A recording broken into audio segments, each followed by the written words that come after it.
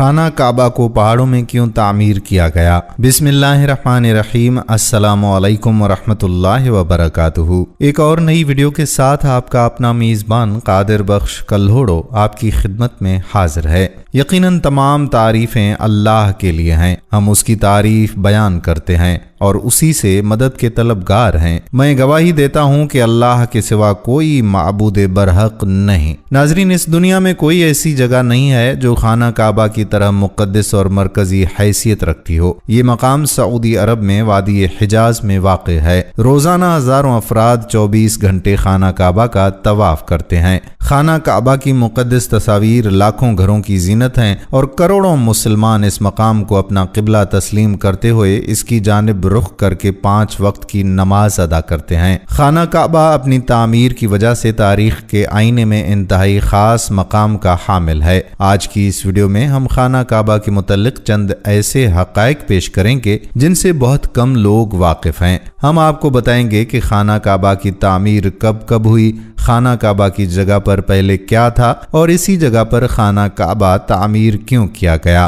غلاف کعبہ کی دلچسپ 7 رنگوں کی کہانی بھی آپ کو سنائیں گے۔ اس کے علاوہ آپ کو ایک اہم راز بتائیں گے کہ خانہ کعبہ کو پہاڑوں میں کیوں تعمیر کیا گیا۔ غلاف کعبہ کا موجودہ رنگ کالا کن وجوہات کی بنا پر رکھا گیا۔ آپ کو یہ بھی بتائیں گے کہ غلاف کعبہ کی تبدیلی کے بعد پرانے غلافوں کے ساتھ کیا کیا جاتا ہے۔ ویڈیو کو اسکپ مت کیجیے گا اور آخر تک اس ویڈیو کو لازمی دیکھیے گا۔ ناظرین، خانہ کعبہ جس طرح آج ہمیں نظر آتا ہے یہ ویسا نہیں ہے جو حضرت ابراہیم علیہ السلام اور حضرت اسماعیل علیہ السلام کے دور میں دوبارہ تعمیر ہوا تھا۔ وقت کے ساتھ پیش آنے والی قدرتی آفات اور حادثات کی وجہ سے اس کو دوبارہ تعمیر کرنے کی ضرورت پڑتی رہی ہے۔ بے شک ہم سب جانتے ہیں کہ خانہ کعبہ کی دوبارہ تعمیر کا ایک بڑا حصہ نبی کریم صلی اللہ علیہ وآلہ وسلم کی زندگی میں نبوت ملنے سے قبل ممکن ہو چکا تھا۔ یہ وہ وقت تھا جب نبی کریم صلی اللہ علیہ وآلہ وسلم نے ایک بڑی خون ریزی کو اپنی دور اندیشی سے روکا تھا۔ ایک بڑے کپڑے میں حجر اسود کو رکھ کر ہر قبیلے کے سردار سے اٹھوایا تھا۔ اس کے بعد آنے والے وقت میں کئی مرتبہ خانہ کعبہ کی تعمیر ہوتی رہی ہے۔ آخر میں خانہ کعبہ کی تفصیل سے آرائش 1996 عیسوی میں ہوئی تھی، جس کے نتیجے میں بہت سارے پتھروں کو ہٹا دیا گیا تھا اور بنیاد کو مضبوط کر کے نئی چھت ڈالی گئی تھی۔ یہ اب تک کی آخری بڑی تعمیر ہے اور اب خانہ کعبہ کی تعمیر کو پہلے سے کہیں زیادہ مضبوط تصور کیا جاتا ہے۔ کعبہ شریف ہر زمانے میں ایک معظم اور محترم عمارت بن کر قائم رہا ہے۔ کسی بھی زمانے میں، چاہے وہ زمانہ اسلام سے قبل کا ہو یا اسلام کے بعد کا ہو، کعبہ شریف کی عزت، عظمت اور احترام میں کبھی بھی کسی طرح کی کمی نہیں آئی۔ البتہ جن کے ہاتھ میں اس بیت معظم کا باغ و دوڑ گیا ہے، انہوں نے بہت ہی احترام اور عزت کے ساتھ اس ذی عظم عمارت کو سنبھالا ہے۔ ہاں، بعض وقت مخالفین اور معاندین کی جانب سے کعبہ شریف کی حرمت و عزت پامال کرنے کی کوشش ضرور کی گئی ہے، لیکن ان کا چال اور فریب ان کے ہی منہ گرا ہے، کیونکہ اس مکان طاہر کو اللہ تبارک و تعالی نے تمام عبادت گاہوں اور مساجد میں سب سے افضل قرار دیا ہے۔ اس جگہ پر عبادات کو دوسری جگہوں پر عبادات سے 1000 گنا افضل بنایا ہے اور اس کے اجر و ثواب کو بھی کئی گنا زیادہ مقرر کیا گیا ہے۔ زمانہ گزرنے کے ساتھ ساتھ تعمیر کعبہ میں تبدیلیاں ضرور آئی ہیں اور چند وجوہات ضروریہ کی بنا پر کعبہ شریف کو کئی مرتبہ تعمیر نو بھی کیا گیا ہے۔ اس موضوع میں ہم تعمیر کعبہ کے مختلف مراحل مع زمانہ تاریخی پس منظر سے روشنی ڈالنے کی کوشش کریں گے۔ ناظرین، جب ہم تاریخ کی کتابوں کا مطالعہ کریں گے تو ایک بات ہمارے سامنے بالکل عیاں ہو کر آتی ہے کہ تعمیر کعبہ شریف کو 2 مرحلوں میں تقسیم کیا گیا ہے۔ پہلا مرحلہ اسلام سے پہلے کا ہے، جبکہ دوسرا مرحلہ اسلام کے بعد کا ہے۔ پہلے مرحلے میں کعبہ شریف کو کتنی مرتبہ تعمیر کیا گیا، اس میں علماء اور مورخین کا شدید اختلاف ہے۔ امام فاسی اپنی کتاب شفاء الغرام باخبار البلد الحرام کی جلد نمبر 1 صفحہ نمبر 175 میں لکھتے ہیں کہ اس بات میں کوئی شک نہیں کہ کعبہ شریف کو عدید مرتبہ تعمیر کیا گیا ہے۔ لیکن عدد معین میں علماء اور مورخین کا زمانہ اول سے ہی اختلاف رہا ہے۔ البتہ ان اختلافات سے جو متوسط عدد ہمیں ملتا ہے وہ یہ ہے کہ کعبہ شریف کو کل 10 مرتبہ تعمیر کیا گیا ہے۔ ان میں سے 8 مرتبہ اسلام کے عروج سے پہلے تعمیر کیا گیا اور زمانہ اسلام میں 2 مرتبہ بیت اللہ تعمیر ہوا ہے۔ تعمیر کعبہ شریف کا سلسلہ کچھ اس طرح سے ہے۔ پہلی مرتبہ ملائکہ علیہم الصلاۃ والسلام نے کعبہ کو تعمیر کیا، دوسری مرتبہ ان کے بعد حضرت آدم علیہ السلام نے تعمیر کیا، تیسری مرتبہ ان کے بعد ان کی اولاد نے کعبہ کو تعمیر کیا، چوتھی مرتبہ خلیل اللہ حضرت ابراہیم علیہ الصلاۃ والسلام نے کعبہ شریف کو تعمیر کیا، پانچویں مرتبہ قبیلہ عمالقہ نے تعمیر کیا، چھٹی مرتبہ قبیلہ جرہم نے کیا، ساتویں مرتبہ قریش نے تعمیر کیا، آٹھویں مرتبہ عبداللہ بن زبیر بن عوام رضی اللہ تعالی عنہ نے تعمیر نو کیا، نویں مرتبہ حجاج بن یوسف ثقفی اور 10ویں مرتبہ سلطان مراد خان نے کعبہ شریف کی تعمیر نو کی۔ امام علی بن عبد القادر تبری کا قول الارج المسکی فی التاریخ المکی میں منقول ہے، فرماتے ہیں کہ کعبہ شریف کو کل 10 مرتبہ تعمیر کیا گیا ہے۔ انہوں نے اولاد آدم کو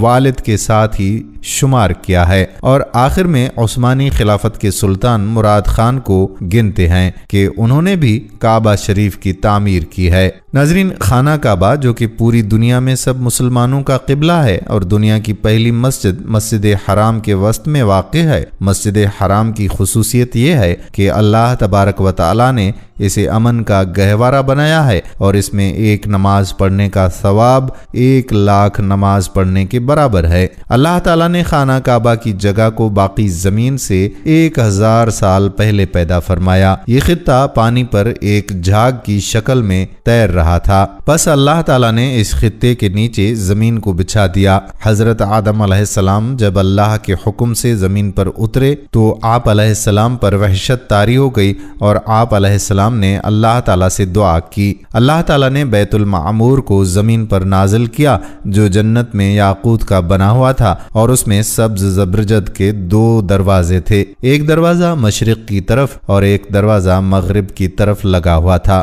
اللہ تعالیٰ نے اسے اسی جگہ رکھ دیا جہاں آج خانہ کعبہ موجود ہے۔ اللہ تعالیٰ نے حضرت آدم علیہ السلام کو حکم دیا کہ اس کا اسی طرح طواف کیا جائے جس طرح میرے عرش کے گرد فرشتوں کا طواف کرتے ہوئے دیکھا ہے، اور اس کے پاس اسی طرح سے نماز پڑھا کر جس طرح میرے عرش کے پاس نماز ادا کیا کرتا تھا۔ جب حضرت آدم علیہ السلام ارض ہند سے مکہ مکرمہ کی طرف پیدل روانہ ہوئے تو اللہ تعالیٰ نے ایک فرشتے کو مقرر کر دیا تاکہ حضرت آدم علیہ السلام کی بیت اللہ کی طرف رہنمائی کرے۔ حضرت آدم علیہ السلام نے مناسک حج ادا کیے۔ جب حج سے فارغ ہوئے تو فرشتوں سے ملاقات کی۔ فرشتوں نے کہا کہ اے آدم علیہ السلام، اللہ تعالیٰ آپ کو حج کا بہترین بدلہ عطا فرمائے۔ ہم نے اس گھر یعنی بیت اللہ کا آپ سے 2000 سال پہلے طواف کیا تھا۔ حضرت آدم علیہ السلام نے ارض ہند سے مکہ مکرمہ کی طرف پیدل جا کر 40 مرتبہ حج فرمایا۔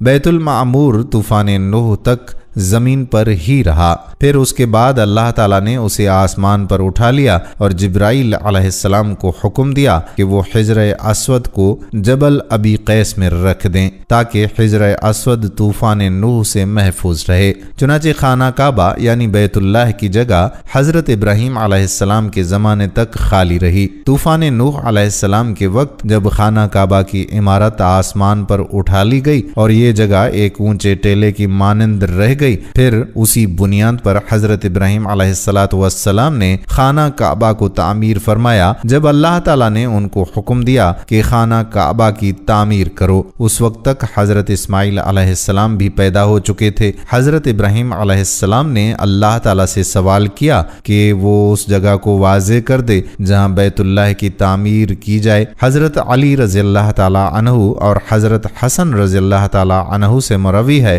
کہ حضرت عباس رضی रज़ी अल्लाह ताला अन्हु ने फरमाया कि अल्लाह ताला ने एक बादल के टुकड़े को खाना काबा की जगह के तयन के लिए भेज दिया। जब वो बादल का टुकड़ा चला तो हजरत इब्राहिम अलैहिस्सलातु वस्सलाम उसके साए में चलते रहे, यहाँ तक कि जब मक्का मुकरमा आया तो बादल का टुकड़ा बैतुल्लाह की जगह ठहर गया। यहाँ हजरत इब्राहिम अलैहिस्सलातु वस्सलाम को आवाज दी गई कि बादल के टुकड़े के साए के नीचे खाना काबा यानी बैतुल्लाह की तामीर करो, ना इसमें कमी करो और ना ज्यादती करो। नाज़रीन, खाना काबा की जगह का तयन और ज़ाहिर होने के बाद हज़रत इब्राहीम अलैहिस्सलातु वस्सलाम ने खाना काबा की तामीर शुरू की।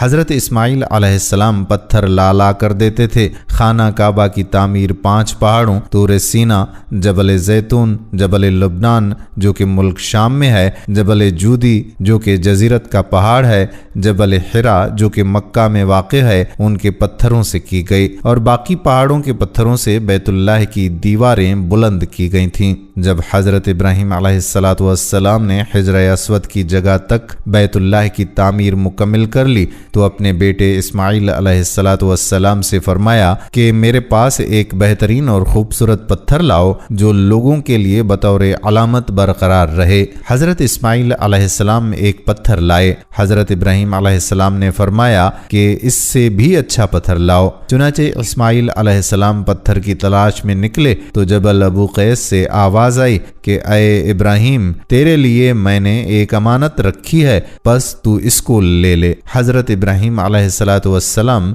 हिजर अस्वद को लाए और उसे उसकी जगह पर रख दिया। नाज़रीन, मुसलमानों के नज़दीक ये पत्थर बहुत मुक़द्दस और मुतबर्रिक है। जो मुसलमान हज करने जाते हैं उनके लिए लाजिम है कि तवाफ़ करते हुए हर बार हिजर अस्वद को बोसा दें। अगर हुजूम ज़्यादा हो तो दूर से हाथ के इशारे से बोसा दिया जा सकता है। जब खाना काबा की दीवारें हाथ जितनी बुलंदी तक चुन ली गईं तो हज़रत इस्माइल अलैहिस्सलाम एक पत्थर लाए जिस पर खड़े होकर हज़रत इब्राहीम अलैहिस्सलाम ने दीवारें मजीद बुलंद करना शुरू कर दी। रिवायत है कि जूं दीवार ऊंची होती जाती थी ये पत्थर आप ही आप बुलंद होता जाता था और जब हज़रत इब्राहीम अलैहिस्सलातु वस्सलाम उस पत्थर पर से उतरना चाहते थे तो नीचे हो जाता था। उस पत्थर पर हज़रत इब्राहीम अलैहिस्सलाम के कदमों के निशानात अव्वल इस्लाम से अब तक मौजूद हैं। ये पत्थर उस ज़माने से हज़रत उमर फ़ारूक रज़ियल्लाहु ताला अन्हु के दौर खिलाफत तक काबे की दीवार के साथ चिपका रहा।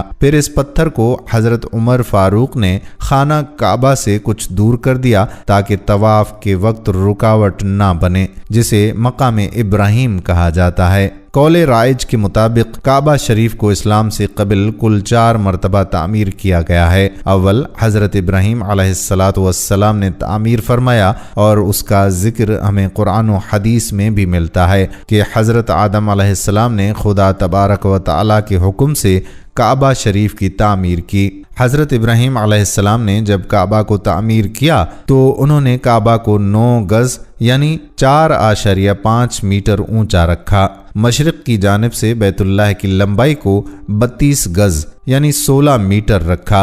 मगरिब की जानिब से 31 गज यानी 15.5 मीटर, शुमाल की जानिब से 20 गज यानी 10 मीटर और जुनूब की जानिब से 23 गज यानी 11 मीटर की लंबाई रखी। उन्होंने तामीर काबा के वक्त काबा के ऊपर छत नहीं बनाई बल्कि 2 दरवाजे बना दिए जो कि ज़मीन से बिल्कुल मुतस्सिल था। दूसरी और तीसरी मरतबा काबा शरीफ की तामीर की जिम्मेदारी बनु अमालिका और बनु जरहम ने बिल तरतीब ली और काबा शरीफ को तामीर नौ की तश्कील दी। इमाम अली बिन अबी तालिब अलैहिस्सलाम फरमाते हैं कि हज़रत इब्राहीम अलैहिस्सलाम के तामीर काबा के बहुत ज़माने के बाद काबा मुअज़्ज़मा की दीवार कमज़ोर पड़ गई तो बनु अमालिका ने काबा की तामीर नौ की। फिर उनके बाद बनु जरहम ने तामीर किया। फिर जब काबा की तामीर में कमज़ोरियाँ और ख़राबियाँ लाहक हुई तो उसको कुरैश ने तामीर किया। चौथी मरतबा बनु जरहम के तामीर काबा के कुछ ज़माने के बाद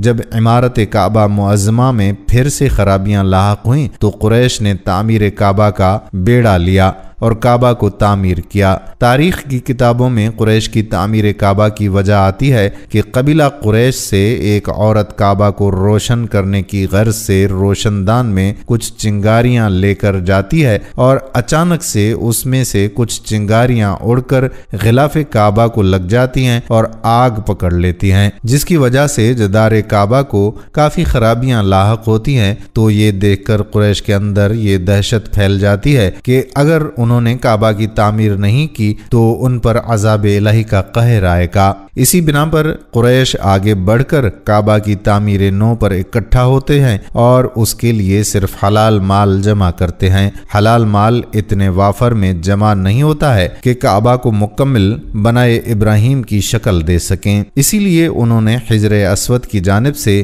6 گز اور 1 شبر یعنی 3.23 میٹر کم کر دیتے ہیں اور ایک چھوٹی سی دیوار سے گھیر دیتے ہیں کہ لوگ طواف کے وقت اس کے اندر نہ آ سکیں۔ اہل قریش نے تعمیر کعبہ کے وقت کچھ تبدیلیاں بھی لائی ہیں، جیسا کہ انہوں نے کعبہ کی اونچائی 9 گز یعنی 4.5 میٹر سے 18 گز یعنی کل 9 میٹر تک بڑھایا اور ساتھ ہی کعبہ کے اوپر چھت بھی بڑھا دیا گیا۔ باب غریبی کو بند کر دیا گیا، جبکہ باب شرقی کی اونچائی بھی کچھ زیادہ بڑھاتی گئی، اور سب سے اہم بات یہ کہ قریش کا کعبہ کی اس تعمیر نو میں ہمارے پیارے آقا صلی اللہ علیہ وآلہ وسلم بھی شامل تھے۔ عرصہ دراز تک خانہ کعبہ یعنی بیت اللہ اسی طرح سے حضرت ابراہیم علیہ السلام کی تعمیر پر برقرار رہا۔ جب قریش نے اس کی نئی تعمیر کی، یہ وہ زمانہ تھا جب نبی کریم صلی اللہ علیہ وآلہ وسلم کی عمر 25 برس تھی۔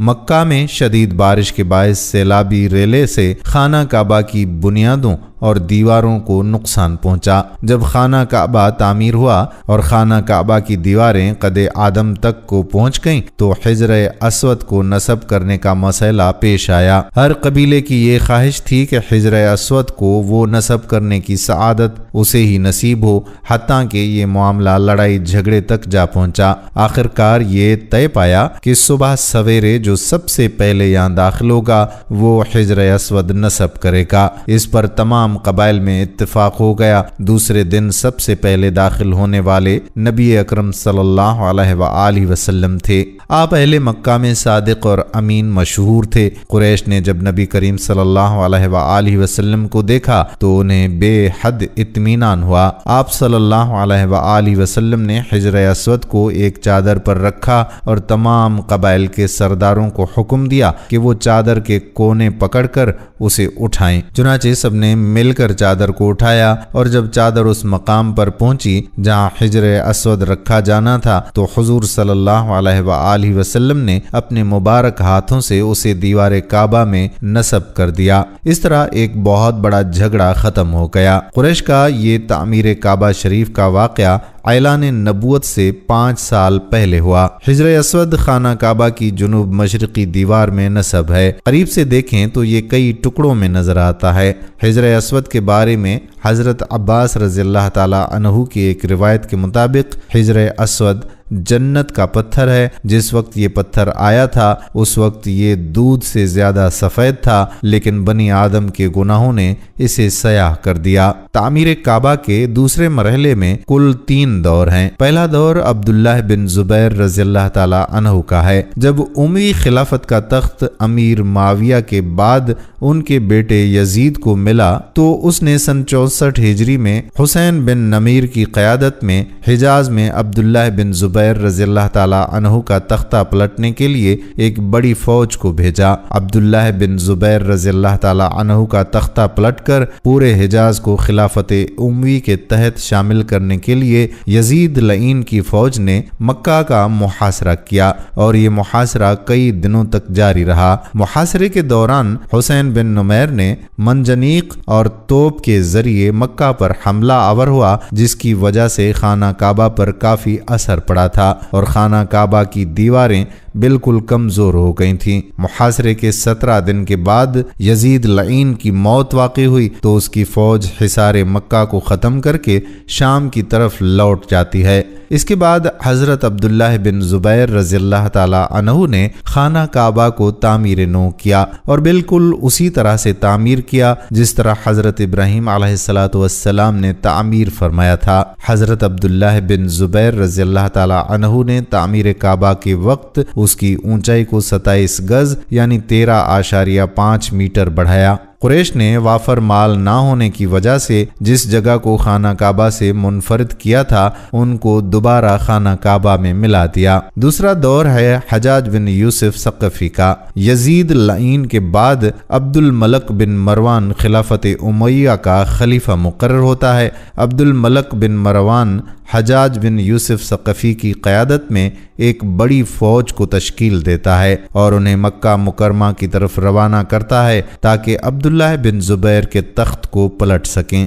جب حجاج اپنی فوج کے ساتھ مکہ پہنچتا ہے تو اس نے جو عبد المالک بن مروان کے خلاف گیا اور اس کی بیعت نہیں کی تو ان کے خلاف اعلان جنگ کر دیا، اور اسی جنگ میں حجاج نے عبداللہ بن زبیر رضی اللہ تعالی عنہ کا سر قلم کیا اور پھر ان کے سر کے ساتھ پورے مکہ مکرمہ میں چکر لگایا، اور پھر 74 ہجری میں حجاج نے خانہ کعبہ کی تعمیر کو دہرایا اور نئے انداز میں خانہ کعبہ کی تعمیر کروائی۔ اس نے خانہ کعبہ کے مغربی دروازے کو بند کر دیا جبکہ مشرقی دروازے کی اونچائی کو اور زیادہ بڑھا دیا۔ شمالی دیوار کو منہدم کر دیا گیا اور خانہ کعبہ سے 6 گز اور 1 شبر زمین کو الگ کر دیا گیا۔ ناظرین، یہاں ایک اہم بات آپ کو بتاتے چلیں کہ حضرت عبداللہ بن زبیر رضی اللہ تعالی عنہ نے اپنے زمانے میں کعبہ کی تعمیر اس طریقے پر کروائی جیسا کہ حضور صلی اللہ علیہ وآلہ وسلم کی خواہش تھی،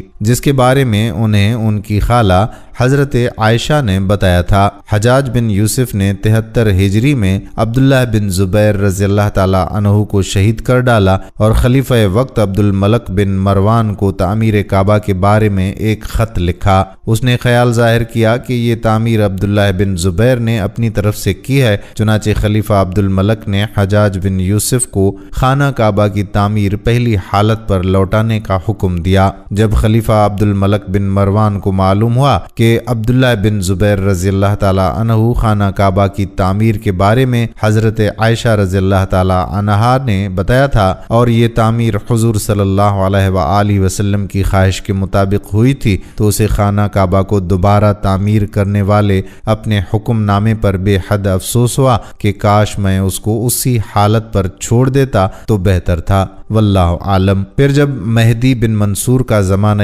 خلافت آیا تو اس نے حضرت امام مالک بن انس رحمت اللہ علیہ سے مشورہ کیا کہ کعبۃ اللہ کو حضرت عبداللہ بن زبیر رضی اللہ تعالی عنہ کی تعمیر کردہ صورت پر لوٹا دیا جائے تو کیسا رہے گا؟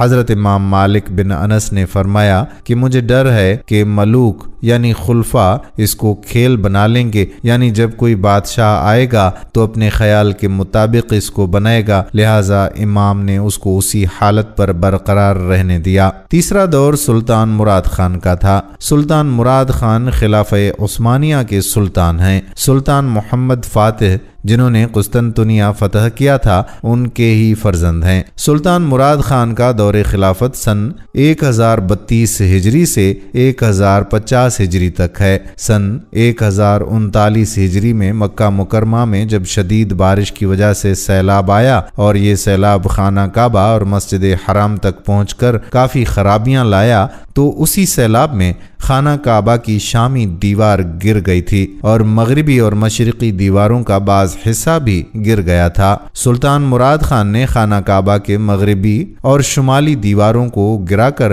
خانہ کعبہ کی تعمیر اس سر نو کروایا۔ بہت ہی خوبصورت انداز میں کعبہ شریف کی تعمیر ہوئی اور دور حاضر تک وہی تعمیر شدہ کعبہ شریف باقی ہے۔ تاہم مختلف ادوار میں خانہ کعبہ کے صحن اور اطراف میں تعمیر اور توسیع کا کام ہوتا رہا ہے، لیکن سب سے بڑی توسیع سعودی دور حکومت میں ہوئی، جس میں مسجد حرام کو دور جدید کے معیار کے مطابق بنایا گیا اور ایئر کنڈیشنز اور برقی سیڑھیاں بھی نصب کی گئیں۔ اس وقت مسجد حرام کی 3 منزلیں ہیں جس میں لاکھوں نمازی نماز ادا کر سکتے ہیں۔ اللہ سے دعا ہے کہ وہ ہم سب کو حج کی سعادت نصیب فرمائے، آمین۔ ناظرین، اب آپ کو بتاتے چلیں کہ خانہ کعبہ کو پہاڑوں میں کیوں تعمیر کیا گیا۔ تو اس حوالے سے علماء کہتے ہیں کہ خانہ کعبہ ایسی جگہ بنایا گیا ہے کہ کوئی بھی اس کو دیکھ کر یہ نہ کہہ سکے کہ یہ انسانوں کی سلیکشن ہے۔ جب انسان خود سے کوئی معبود بناتے ہیں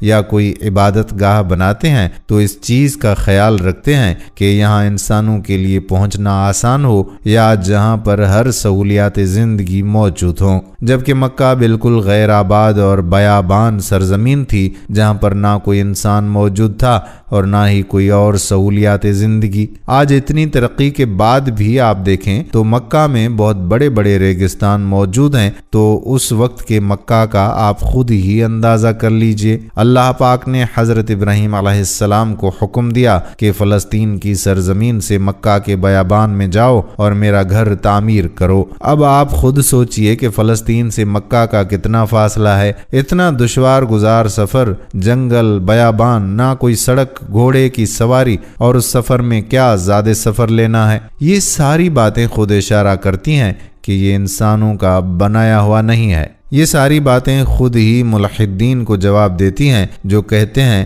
کہ یہ ایک خود ساختہ عمارت ہے۔ اگر یہ ایک خود ساختہ تعمیر کی گئی عمارت ہوتی تو یوں پہاڑوں کے درمیان نہ بنائی گئی ہوتی۔ اس کو پہاڑوں کے درمیان تعمیر کرنے کے پیچھے یہی راز ہے کہ آنے والے دور کا انسان سمجھ سکے کہ یہ انسانوں کا بنایا گیا نہیں ہے، بلکہ اللہ پاک نے خود اسے اپنی مرضی سے اتنی پسند کی جگہ پر تعمیر کروایا ہے۔ ناظرین، اگر کعبہ کے رنگ کی بات کی جائے تو ہم لوگوں نے خانہ کعبہ کو ہمیشہ کالے رنگ کی کسوہ اور سونے کے دھاگوں میں دیکھنے کی ایسی عادت ڈالی ہوئی ہے کہ ہم اس کو کسی اور رنگ میں تصور بھی نہیں کر سکتے۔ یہ روایت عباسد یعنی جن کے گھر کا رنگ کالا تھا ان کے دور سے چلی آ رہی ہے، لیکن اس سے قبل خانہ کعبہ مختلف رنگ کے غلاف سے ڈھکا رہتا تھا۔ ان رنگوں میں ہرا، لال اور سفید رنگ شامل ہیں۔ فتح مکہ کے وقت نبی کریم صلی اللہ علیہ وآلہ وسلم کو خانہ کعبہ کی چابیاں دی گئی تھیں،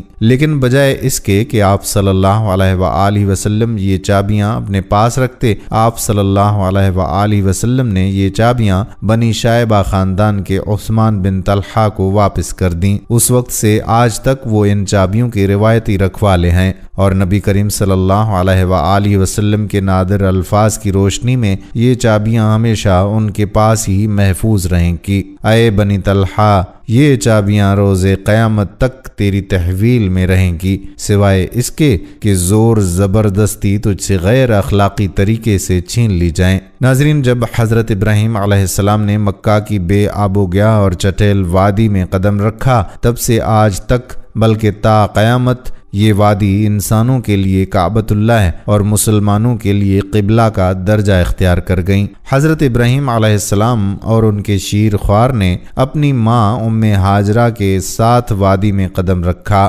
ابراہیم علیہ السلام کے چلے جانے کے بعد ہاجرہ اپنے شیر خوار کے لیے پانی کی تلاش میں اس وادی میں چکر لگانے لگیں۔ اچانک ننھے اسماعیل کی ایڑھی کے نیچے سے پانی کا ایک فوارہ پھوٹ پڑا، اسے زمزم کا نام دیا گیا اور وہ آج تک جاری و ساری ہے۔ حضرت ابراہیم علیہ السلام مکہ واپس ہوئے تو اس وقت ان کے بیٹے اسماعیل کی عمر 30 سال ہو چکی تھی۔ تبری اور تاریخ الامم الملوک کے مطابق دونوں باپ بیٹے نے اللہ کے حکم سے خانہ کعبہ کی بنیادیں کھڑی کیں۔ تاریخی کتب میں وارد ہے کہ انہوں نے کعبہ کا غلاف بھی تیار کیا۔ اس وقت خانہ کعبہ ایک چھوٹی سی عمارت تھی، تو بادشاہ نے خلاف کعبہ تیار کیا۔ پہلی بار خانہ کعبہ میں دروازہ لگایا گیا۔ تاریخی کتب کے مطابق طباع نے چمڑے کا غلاف تیار کروایا جس کا گہرا بھورا رنگ تھا۔ تاریخی روایات کے مطابق کعبہ شریف کے غلاف کے رنگوں کی تعداد 7 تک ملتی ہے۔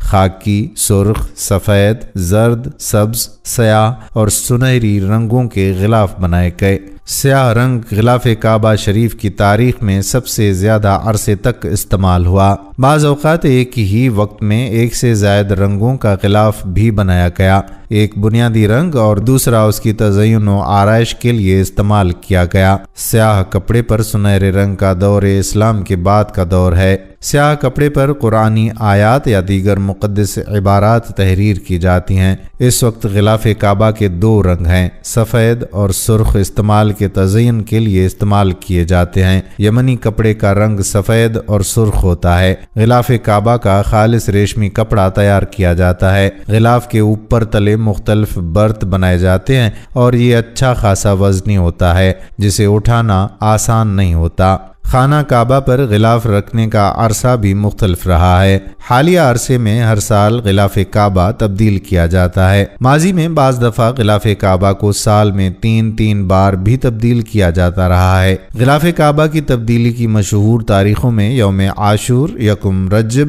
27 رمضان، یوم التراویہ اور قربانی کا دن زیادہ مشہور ہیں۔ جب نبی کریم صلی اللہ علیہ وآلہ وسلم فاتح مکہ کی حیثیت سے شہر میں داخل ہوئے تو اس وقت قریش کا تیار کردہ غلاف کعبہ کی زینت تھا۔ آپ صلی اللہ علیہ وآلہ وسلم نے اسے تبدیل نہیں کیا بلکہ اسے باقی رکھا گیا۔ جبکہ خانہ کعبہ میں خوشبو چھڑکنے والی ایک عورت کے ہاتھوں غلاف کعبہ کا کچھ حصہ جل گیا تو آپ نے سفید اور سرخ رنگ کا یمانی کپڑے کا نیا غلاف بنوایا۔ آپ صلی اللہ علیہ وآلہ وسلم کے بعد آپ کے خلیفہ حضرت ابوبکر اور حضرت عمر رضی اللہ تعالی عنہم نے سفید رنگ کا غلاف کعبہ تیار کرایا۔ اسے قباتی کا نام دیا گیا تھا۔ یہ بہت پتلا کپڑا تھا جسے مصر میں تیار کیا جاتا تھا۔ حضرت عمر کے دور میں بیت المال سے سال میں 2 بار غلاف کعبہ بنایا جاتا تھا اور تبدیل بھی کیا جاتا تھا۔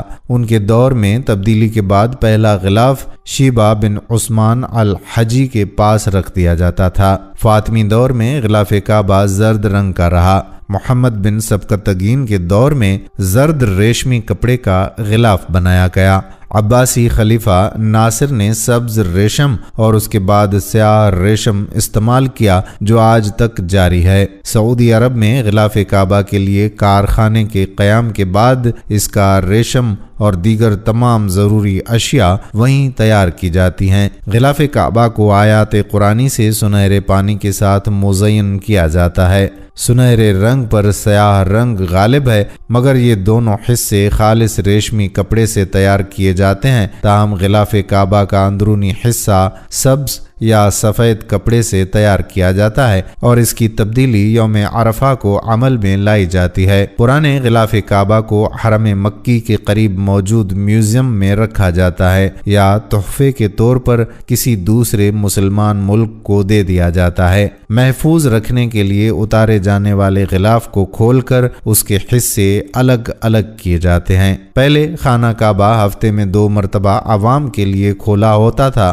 اور کوئی بھی خانہ کعبہ کے اندر داخل ہو کر عبادت کر سکتا تھا، لیکن موجودہ زمانے میں زائرین کی تعداد زیادہ ہونے اور دوسری وجوہات کی بنا پر خانہ کعبہ کو اب سال میں صرف 2 مرتبہ کھولا جاتا ہے اور اس میں صرف اعلیٰ شخصیات اور خاص مہمان ہی داخل ہو سکتے ہیں۔ خانہ کعبہ کے وادی کے نچلے حصے میں ہونے کی وجہ سے دیگر مسائل میں سے ایک مسئلہ یہ بھی تھا کہ جب بارش ہوا کرتی تھی تو وادی میں سیلاب آ جاتا تھا۔ یہ مکہ جیسے شہر کے لیے کوئی انوکھی بات نہیں تھی، لیکن یہ بات دوسرے مسائل کی وجہ بنتی تھی۔ اس وقت یہاں سیلاب کی روک تھام اور نکاسی آب کا کوئی نظام موجود ہی نہیں تھا۔ بارش کے آخری دنوں میں خانہ کعبہ پانی میں ڈوبا رہتا تھا۔ کیا اس وجہ سے طواف کعبہ رکا؟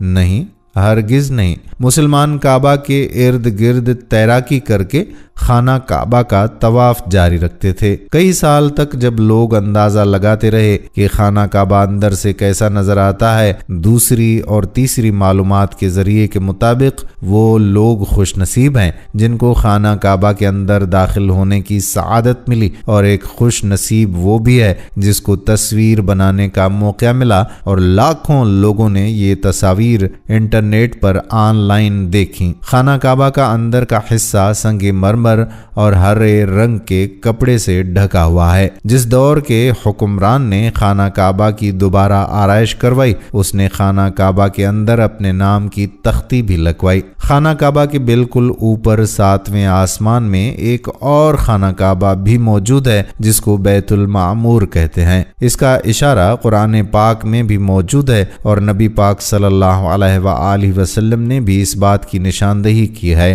اللہ کے نبی صلی اللہ علیہ وآلہ وسلم نے معراج کا واقعہ سناتے ہوئے فرمایا کہ جب مجھے بیت المعمور یعنی اللہ کا گھر دکھایا گیا تو میں نے حضرت جبرائیل علیہ السلام سے پوچھا۔ انہوں نے جواب دیا کہ یہ بیت المعمور ہے جہاں 70,000 فرشتے روزانہ اللہ کی عبادت کرتے ہیں، اور جب وہ یہاں سے جاتے ہیں تو واپس نہیں آتے، ہمیشہ نیا دستہ آتا ہے، یعنی ایک فرشتے کو صرف اس کے طواف کی ایک بار سعادت ملتی ہے۔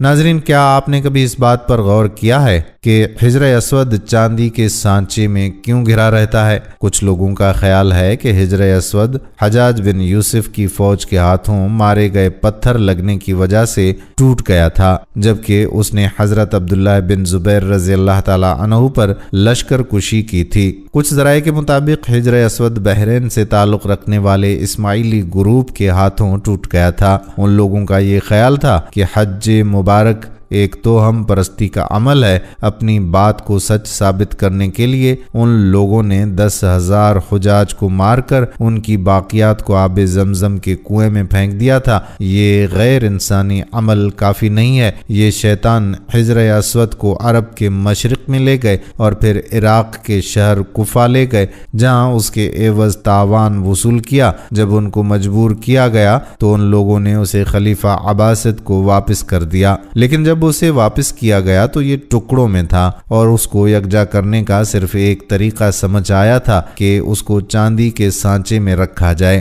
کچھ تاریخ دانوں کے مطابق اس مقدس پتھر کے کچھ حصے آج بھی کہیں گم ہیں۔ ناظرین، ہمارے ہاں یہ تصور ہے کہ خانہ کعبہ مکعب کی شکل کا ہے، جبکہ حقیقت اس کے برعکس ہے۔ یہ مکعب کی شکل سے مشہور خانہ کعبہ دراصل مستطیل کی شکل کا ہے۔ خانہ کعبہ کبھی بھی مکعب کی شکل کا نہیں تھا۔ اس کے اصل زاویے کے مطابق ایک یہ آدھا گول حصہ ہے جس کو حجر اسماعیل کہا جاتا ہے۔ نبی کریم صلی اللہ علیہ وآلہ وسلم کو نبوت ملنے سے پہلے جب خانہ کعبہ کی دوبارہ تعمیر ہوئی تو تب قریش نے اس بات کی حامی بھری تھی کہ وہ حلال کمائی سے ہی اس کی تعمیر مکمل کریں گے۔ اس کا مطلب یہ ہے کہ جوئے، لوٹ مار، جسم فروشی اور سود جیسے حرام کاموں سے کمایا ہوا پیسہ استعمال نہیں ہوگا۔ قریش اتنے امیر تجارتی شہر میں ہونے کے باوجود اتنی رقم جمع کرنے میں ناکام ہو چکے تھے جو خانہ کعبہ کی تعمیر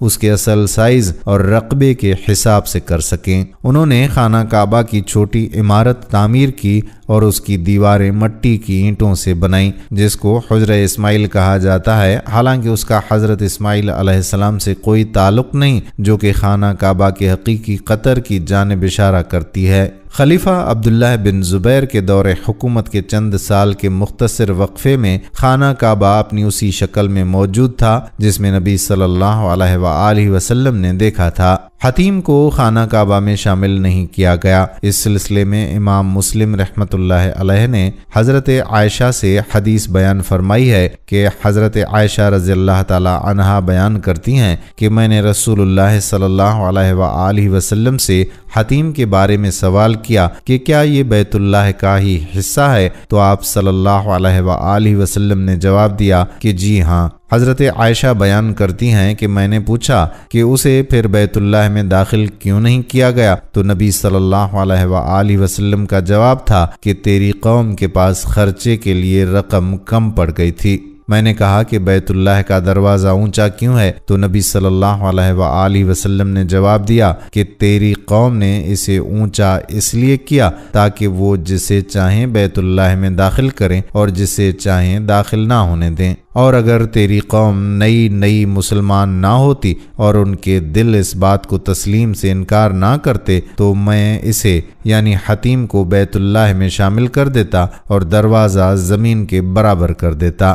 ناظرین، خانہ کعبہ کی تعمیر کا تفصیل سے تذکرہ کرنے کے بعد اب آپ کو خانہ کعبہ کی اہمیت و فضیلت بتاتے ہیں۔ ناظرین، اللہ تعالیٰ نے خانہ کعبہ کو شان و شوکت عطا فرمائی اور اسے اپنی عظمت اور جلال کے ساتھ خاص فرمایا اور اس میں داخل ہونے والوں کے لیے اسے امن والا گھر بنا دیا۔ یہ وہی مبارک گھر ہے جس سے اللہ کے پیارے حبیب صلی اللہ علیہ وآلہ وسلم نے ہجرت فرمائی، مگر آپ صلی اللہ علیہ وآلہ وسلم نے نہ تو اسے چھوڑا، نہ اس سے تعلق توڑا، اور نہ ہی آپ صلی اللہ علیہ وآلہ وسلم کا دل اس سے ہٹ کر دوسرے قبلے کی طرف متوجہ ہوا، یہاں تک کہ اللہ تعالیٰ نے آپ صلی اللہ علیہ وآلہ وسلم پر یہ آیات مبارکہ نازل فرمائی۔ ہم دیکھ رہے ہیں بار بار تمہارا آسمان کی طرف منہ کرنا، تو ضرور ہم تمہیں پھیر دیں گے اس قبلے کی طرف جس میں تمہاری خوشی ہے۔ اور اللہ تعالیٰ بیت اللہ شریف کی عظمت و شان سورہ آل عمران آیت نمبر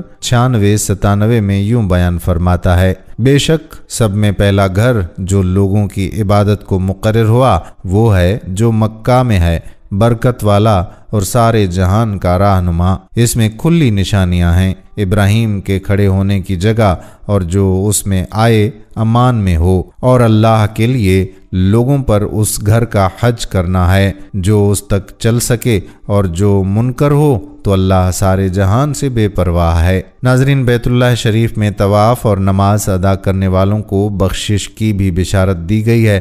حدیث پاک میں ہے کہ اللہ تعالیٰ ہر رات اہل زمین کی طرف نظر رحمت فرماتا ہے، اور سب سے پہلے اہل حرم کی طرف نظر رحمت فرماتا ہے، اور اہل حرم میں بھی سب سے پہلے مسجد حرام والوں پر نظر رحمت فرماتا ہے۔ پھر جس کو طواف کرتے ہوئے پاتا ہے اسے بخش دیتا ہے، اور جسے نماز میں مشغول پاتا ہے اس کی مغفرت فرما دیتا ہے، اور جسے کعبہ کی طرف رخ کیے ہوئے پاتا ہے اسے بھی معاف فرما دیتا ہے۔ ایک اور جگہ پر حضرت سیدنا عبداللہ بن عباس رضی اللہ تعالی عنہما سے مروی ہے کہ حضور سید المبلغین صلی اللہ تعالی علیہ وآلہ وسلم کا فرمان عالی شان ہے کہ اس بیت اللہ شریف پر ہر دن 120 رحمتیں نازل ہوتی ہیں، 60 طواف کرنے والوں کے لیے، 40 نماز پڑھنے والوں کے لیے، اور 20 اسے دیکھنے والوں کے لیے۔ ناظرین، جب حضرت ابراہیم علیہ السلام نے کعبۃ اللہ شریف کی تعمیر بنا کر فارغ ہوئے اور طواف کیا تو اللہ تعالیٰ نے آپ علیہ السلام کی طرف وحی فرمائی کہ لوگوں میں حج کا اعلان کریں۔ آپ علیہ السلام نے عرض کی کہ میری آواز کیسے پہنچے گی؟ تو اللہ تعالیٰ نے ارشاد فرمایا کہ اے ابراہیم، تیرا کام ہے ندا کرنا، پہنچانا ہمارے ذمے ہے۔ تو حضرت ابراہیم علیہ السلام نے جبل ابو قبیس پر چڑھ کر بلند آواز سے پکارا، اے اللہ تعالیٰ کے بندو، تمہارے رب نے گھر بنایا ہے اور تمہیں اس کا حج کرنے کا حکم دیا ہے۔ تو اللہ تعالیٰ نے سب زمین والوں کو آپ علیہ السلام کی آواز سنائی، تو جنوں، انسانوں، پتھر اور مٹی کے ڈھیلوں، پہاڑوں اور ریتیلے میدانوں اور ہر خشک و تر نے جواب دیا۔ مشرق و مغرب والوں کو آواز پہنچائی تو ماؤں کے بیٹوں سے اور مردوں کی پشتوں سے سب نے یہ کہتے ہوئے جواب دیا، لبیک اللہم لبیک، لبیک لا شریک لک لبیک، ان الحمد والنعمت لک والملک لا شریک لک۔